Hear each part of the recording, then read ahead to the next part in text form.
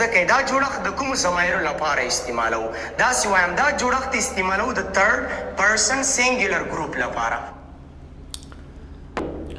سلام جوړ په خیر. لکه څه ډول چې تاسو په تیر درس کې د سمپل پریزنټ ټینس په اړه زیات پوهیدئ نو موږ په سمپل پریزنټ ټینس کې ویلي وو چې هر کله موږ هی شي اټ او یا هم سینګولر ناونز ولرو د دې سره چې کوم ورب یعنی فعل راغلی وي د دې سره موږ اس ای اس او آی ای اس اضافه کوو. راځو دا چې اس ای اس آی ای اس کوم اوازونه ورکوي په همدې باندې بحث کوو. اس ای اس او آی ای اس دا موږ ته د ورب په اخر کې څلور اوازونه راکوي.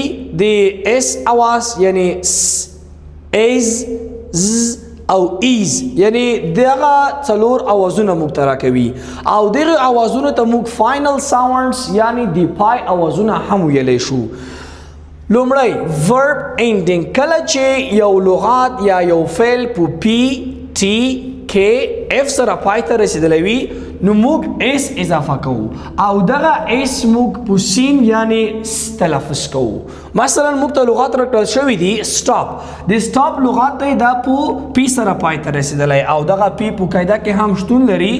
اس اضافه کوو او دغه اس موږ تلفظ کوو. سټاپس stops. دوهم sit. د sit سره موږ اس اضافه کوو او دغه اس اواز ورکوي. sits sits. دریم لغات work. اګه څه ډول چې وینئ work هم په کې سره پای ته رسیدلی اس اضافه کوو او دغه اس په تلفظ کوو. works works.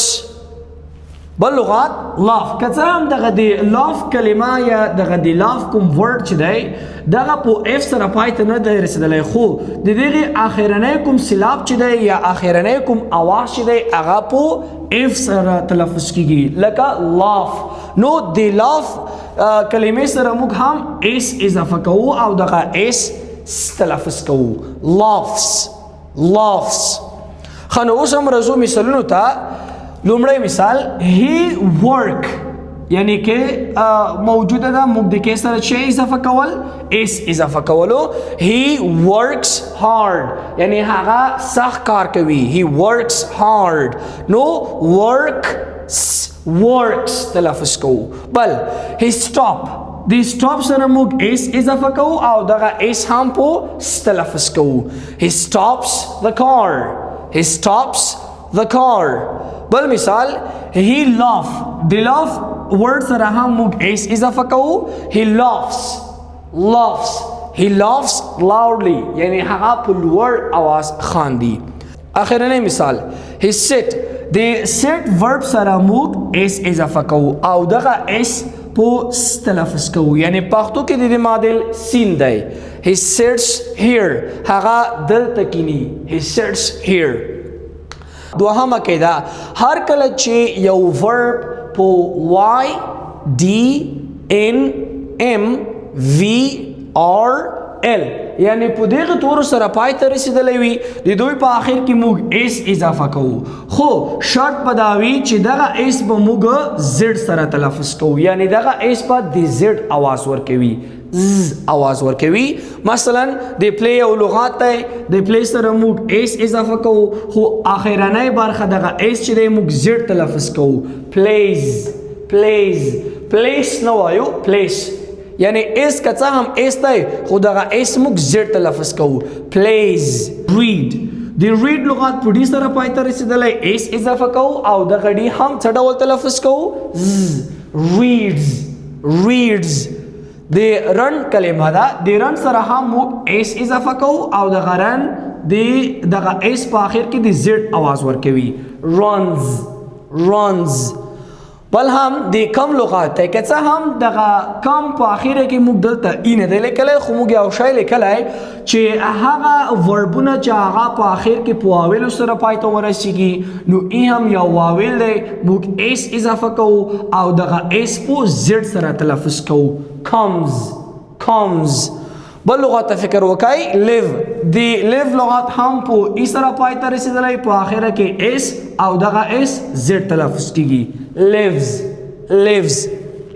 دوا لغات نور هم لرو دی call او hear دی call سره هم اس اضافه کوو دی hear سره هم اس اضافه کوو خو دوی اوس موږ څه ډول تلفظ کوو calls که calls یعنی په اخر کې موږ زد تلفظ کوو ځکه چې په اخر کې دغه د call کلمه په ال سره پای ته رسیدلې calls دی hear سره موږ هم اس اضافه کړی اس دی زد आवाज ورکوي hears اوس هم رسو مثالونو ته لومړی مثال he play د پلی لغات په اخره کې په وای سره پای ته رسیدلې خو یو شی ته باید متوجه وای هر کله چې موږ vowel پلس وای ولرو موږ یوازې اس اضافه کوو او دغه اس په موږ ته د زد आवाज راکوي مثلا دغه د پلی لغات یعنی ا یو واول دی او په اخره کې وای یعنی vowel پلس وای دی نو اس اضافه کوو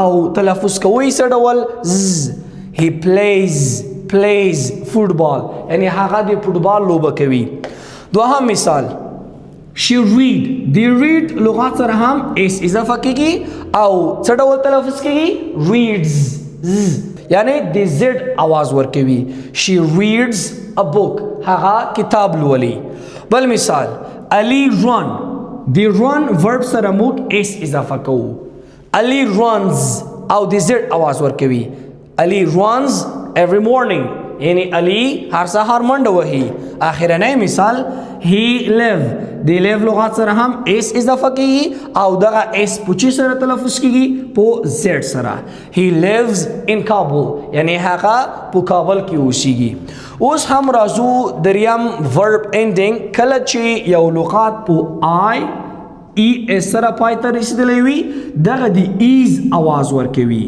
خو دلته بیا شرط دا دی چې باید دغه وای دی وای څخه وړاندې موږ کانسوننت ولرو کله چې کانسوننت ولرو دغه وای په آی بدلیږي او ای اس اضافه کیږي چې دی ایز आवाज ورکوي مثلا د سټډي یو لغات دی په اخره کې وای خو دی وای څخه مخکې موږ ډی لرو او ډی موږ پوهیږو چې دا یو کانسوننت دی نو کانسوننت پلس وای موږ فقط دغه وای په آی بدلو ای اس اضافه کوو د سټډي لغات په سټډیز باندې بدلیږي او په اخر کې د چی شي आवाज ورکوي ایز سټډیز نمبر 4 یعنی هر کله چې یو لغات په اس ډبل اس سی ایچ اس ایچ ایکس جی ای یا زد سره پای ته ورسیږي وی اډ ای اس نو په اخر کې موږ ای اس اضافه کوو چې دغه ای اس دی ایز आवाज ورکوي ایز لکه زړه و چې تاسو پوهیږئ موږ آی اس هم اس تلفظ کوو لکه شی از یا هی از نو دا هم دغه ای اس هم د ایز आवाज ورکوي مثلا د فوکس یو لغات په اس سره پای ته رسیدلې ای اس اضافه کوو خو دغه ای اس موږ ته د آی زد आवाज راکوي یا د آی اس یعنی د ایز आवाज راکوي فوکسز د مس لغات په ډبل اس سره پای ته رسیدلې نو موږ چې شی اضافه کوو کوم توري اضافه کوو دی ای اس توري اضافه کوو او دغه ای اس په څه ډول تلفظ کوو از مس از او دغه سره جمع کوو مس اس چې جمع شي مسز بل لغات واش په اخره کې په اس سره پای ته رسیدلې نو دې سره هم موږ ای اس اضافه کوو او आवाज څه ډول ورکوي دی از आवाज ورکوي واشز اخرنی لغات دی فکس دی که چیرته فکر وکړو دغه لغات هم په ایکس سره پای ته رسیدلی ایکس موږ په دغه قاعده کې هم لرو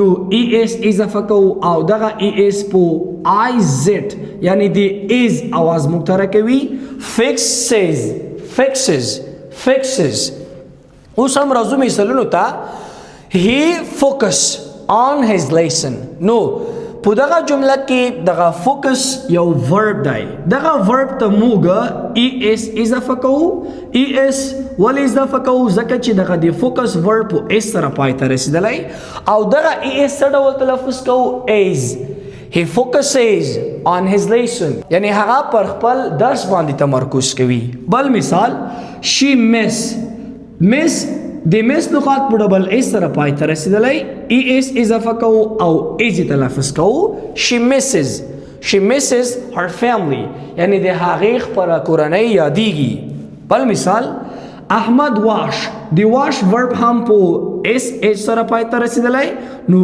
ای اس اضافه کوو واشز احمد واشز his hairs یعنی احمد خپل لاسونه مینځي بل مثال he watch دی واچ یعنی کتل لدې سره هم ای اس اضافه کوو ځکه چې دغه دی واچ لغات په اخره کې سی ایچ لري او سی ایچ موږ په دغه قاعده کې ول وستل نو he watches دی از आवाज ورکوي په اخره کې watches ټي وي یعنی هغه تلویزیون ګوري اخرنی مثال علی فکس تاسو وایي چې په اخر کې څه شی اضافه کړو نو موږ په دغه کې ویلي و چې هر کله یو لغات په ایکس سره پای ته ورسیږي ای اس اضافه کو او ای اس موږ ته کوم आवाज ورکوي دی آی زد आवाज ورکوي آی زد څه ډول تلفظ کیږي از علی فکسز د کار یعنی علی موټر جوړوي علی فکسز د کار لنډ دا چې د ساوند د کومي قاعده چې موږ نن ول وستلې په ورب او ناونس کې یو ډول دی تطبیق ور دی